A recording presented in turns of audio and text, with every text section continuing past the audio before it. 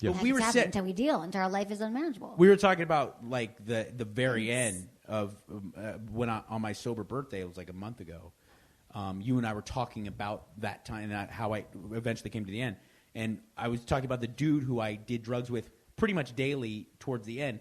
It was this gay guy, and he was wealthy. He had inherited money, then he had money that he retired with. He was wildly wealthy, and he was the only guy I knew in this part of Jersey. He was like literally the only person I knew, and he loved cocaine, and I loved being around him because he loved giving me cocaine. But he never once, at all tried. And I wonder if, like, subconsciously I was, like, wanting him to.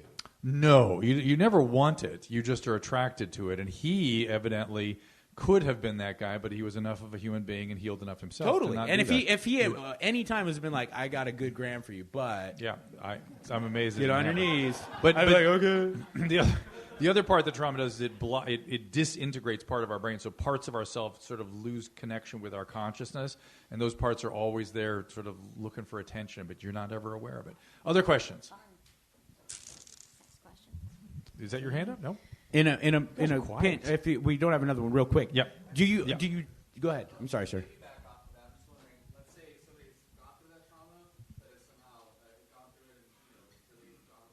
Yeah. Yeah. Yes, they would still be attracted to, but we treat sex addicts, and people want to argue as sex addiction exists and all this stuff, but it's a Drew, what was the question? Oh, sorry. Thank you. Will you, if you go to treatment for your trauma, will you still be attracted to the people that could be perpetrators? And you will be, because just like you mentioned, the father's an alcoholic, you're attracted to the alcoholic male. You'll always find them attractive, but you won't necessarily go with it. You'll understand what it is. You'll be able to read it. You'll know there's that mechanism again in me. And I know that we always teach the sex addicts, think butterflies, not lightning bolts. The lightning bolts are still kind of fun, but you know where that's going. Is it like, to use a very hackneyed analogy, instead of going on some crash diet and trying to deal with it, if you actually went to work on your impulses and eating, how you would be able to resist the cheesecake better than someone nourishment. Yeah, it's better nourishment. Just tried to fucking starve themselves. That's right, but more nourishment rather than being sort of extreme, intense.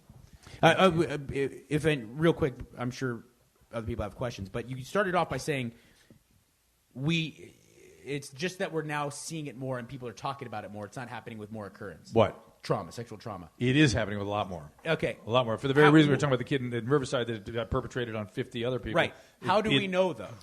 How do we know it's more? How do you, as a man of science, what leads you to believe that it isn't just the fact that we now have way less taboo to talk about it, also way more outlets to hear about it? It was Freud kept coming up on it. It was around. It's always been around. It's always been talked about. But the magnitude of it since the so-called sexual revolution is profound. Yeah. Is profound. And there's no way that it was as common any other period in history, maybe in pre-revolutionary France, where there's all this evidence that kids were left in orphanages and were abused all the time, and that's just the way it was then. And now here we did it again here. You're always hearing like step parents or broken family, whatever. I mean, I don't even know what the nuclear family is anymore, but I think that's another thing to do with it. Like, we're just not. I wonder how to create a healthy relationship to sex, because. Whoa, where are we going here?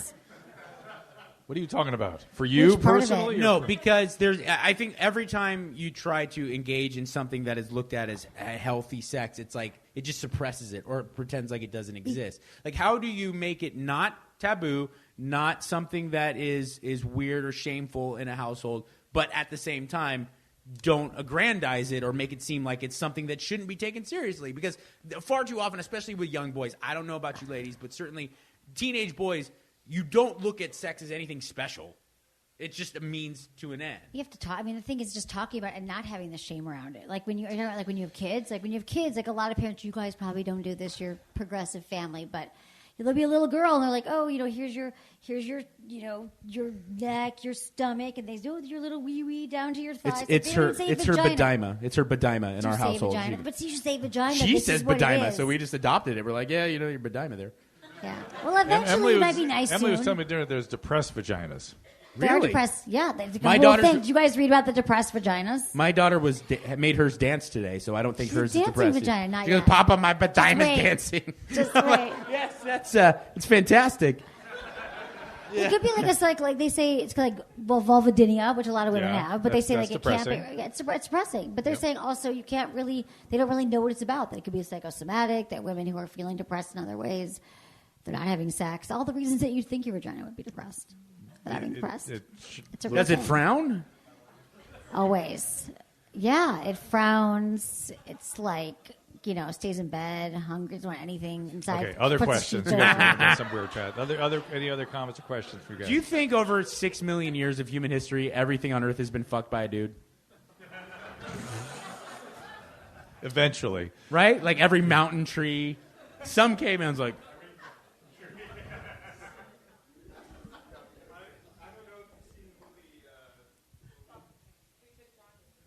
No. Who Took Johnny? It's a movie? Okay, what's it about? Well, it's about like underground pedophilia rings. Oh, boy. I don't know if you heard about if you're like it's a good date film. Yeah, good. Alex Jones died, or you heard about like Pete's Gay and Pettigay. Like, do you have any like knowledge from your clients that you've worked with about underground these? Yeah, I've heard of stuff like that over the years. I have no direct knowledge of any of that. I know NAMBLA's real, right? Like, yeah, isn't NAMBLA's a real and, thing. And I know that Adam Carolla wanted to create a place called Pedophile Isle. And it turns out off of the coast of Seattle, there is a pedophile isle, so where they put the untreatable patients. But I know there's weird little things like that going on. I'm sure. Who Took Johnny? That's what it's called. So pedophile rings. Ugh. It's yeah. I can't stand it. All right. Okay. Yes. Where are you? Way back there. Go ahead. Yes, Elizabeth Smart.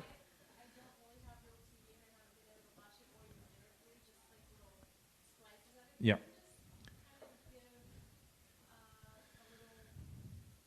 She asked for a summary synopsis and also some kind of parting messages about Elizabeth Smart. About someone who'd been trauma survivor like that? Well, there were two things that she was lovely, and she was severely traumatized. You go to the bathroom? Yeah. Have fun. Several of the interesting things jumped out at me about her. One was that when she was brought to the so-called camp by this guy that, Elizabeth Smart was in Utah, and she was abducted from her bedroom at age 14, taken out and held at knife point, and then taken to some camp out in the wilderness. And when she got there was a woman there, also crazy, super crazy. And when Elizabeth got to this camp, she said, "Oh my God, here's a woman. She'll take care of me. She'll understand. A woman will not allow a 14-year-old girl to be harmed." And this woman perpetrated and helped organize the perpetration that she suffered. And for her, that was such a violation as a woman. She almost has not been able to, she would call it hatred, although she has trouble saying that word. She has such hate for that woman, more so than the guy who was the guy that had sex with her 3 times a day for years and starved her and, just horrible things. For like 6 months, she was held in inhuman circumstances. I mean, literally having sex. He would line the woman and Elizabeth side by side and go back and forth having sex with them. She would make her drink wine. She was a Mormon just to sort of screw with her. Here's a. Okay, hold on, Rudy. Rudy, hold on, buddy. Hold on, man. You all right? You look a little freaked out. Let me just finish. I'm talking about Elizabeth Smart. Do you know who that is? Elizabeth Smart? Yeah. That's Freddie Prinze Jr.'s wife. And so she plays guard for the Raiders. So the other she thing played bass for War. The other thing that she said is that she felt she was able to survive it because she knew that I can hear my heartbeat, dude. Even though she felt she'd been ruined and poisoned and spoiled and had all these horrible, shameful feelings about herself, the love of her family carried her through. And there was a very interesting sort of lesson for me that really that the feeling of a deep connection with her parents and a proper ability to regulate emotions and the hope and faith that would be there when she returned was why she survived, bottom line. And when it came time to get treatment, she was put in a room with 2 psychiatrists who made her go through every detail of what happened, and she felt it was so re-traumatizing. They were essentially trying to build the court case at that time that she just couldn't do it. She went back later, did get some treatment. I know a lot of people say she needed more, whatever. She's doing awfully well. She's married. She has 2 kids, and now she's trying to help other victims. So does that summarize it well for you?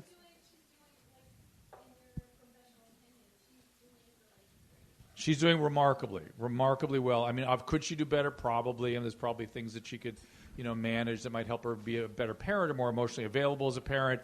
But she's remarkable, really remarkable. All right, Rudy. Hey, anybody? Hey, man, what's happening? I was just thinking, stroking my mustache, looking at you talk, and I was thinking about your culo, how tight. You like my culo? It's muscular. Yeah. You ever do asshole kegels? Asshole kegels? Did I use Emily's Kegel camp to go to asshole kegel? Emily taught me because after my last time in the Pinta, I was a little loose. And Emily showed me a thigh master, but it's little. Yeah. And I put it in my culo, and I was like, Well, she has a little. And now it's all little, like a fucking Hershey's Kiss, but it's pink. Oh, so the shrimp went back in? Yeah, my prawn. It was like Freddy Krueger's fucking head. And then now it's little, nice. Because looks like a pencil eraser. So we say last time we were at the pen, things got a little loose. That's right. Fool. When was the last time you were in? 2005. 2005. And Trucha, was that with Trucha? That was my cellmate Trucha, and I let him fucking blast my asshole. I let him just go balls deep. We've been talking a lot There's tonight. nothing wrong with that, dog. No, whatever you're into, man. Some of us are different. I know, Rudy. We just think differently and Your hand's nice and soft, man. That's right. Kiehl's, dog. I use Kiehl's on my fucking hands honey almond hand lotion salve. There was this old bitch, when I used to do landscaping. There's this fucking old bitch that used to hire me. In Beverly Hills? No, San Marino. San Marino. Old white lady. And I wait for her to fucking leave to go to the country club. Yeah. Blam, kick her door in, all the Kiehl's. I'd steal that shit. I rub it, lather up my balls. It looked like fucking Oh, you had a whole procedure for shaving your huevos, right? That's right, dog. Shave them up clean. Listen, first, while you're dry. Well, first of all, Emily, is that important for a man to be clean like that? Yeah. Oh, With microphone. Case by case basis. You don't want to shave all the way. You got to leave a little hair so you're reminded that People you're a man. can decide how much hair they want to have. So you're what? I comb it too. I put I fucking comb it back like a pompadour. It looks like my dick looks like Morrissey or like Bruno Mars. Dick Morrissey. That's right, dog. No, you gotta use hair conditioner. Yeah. But first, before you shave, and let it sit in for maybe 30, 45 seconds. What kind of hair? Like heels again? Any type of hair conditioner, Okay, dog. right. I mean, if you can't afford no Kiehl's, or if you don't happen to do landscaping for a rich bitch,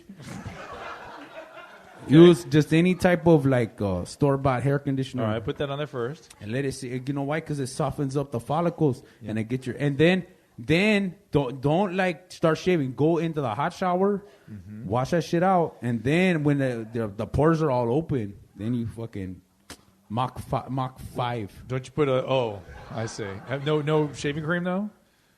Nah, you don't need it at that point because it's all lubed and smooth. And then it's good because everyone can see the Raiders helmets that you have tattooed. That's right. I got my balls are a Raiders helmet, dog. It's just an entire.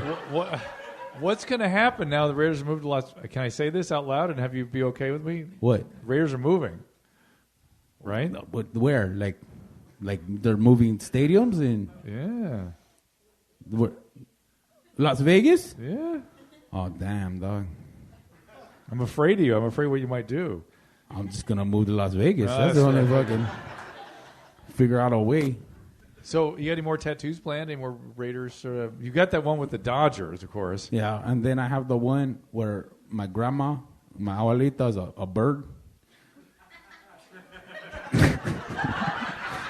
My abuelita is a dove, but it's her face, and she's flying away.